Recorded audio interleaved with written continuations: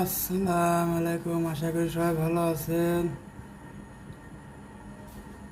বিশ্ববিদ্যালয় থেকে নতুন বিজ্ঞপ্তি প্রকাশ হলো। অফিসের আদেশ যে বিশ্ববিদ্যালয়ে আগামী জানানো যাচ্ছে যে আগামী পবিত্র ঈদ উল ফিতর আজহারের উপলক্ষে 24শে মে থেকে তারিখ রবিবার থেকে 1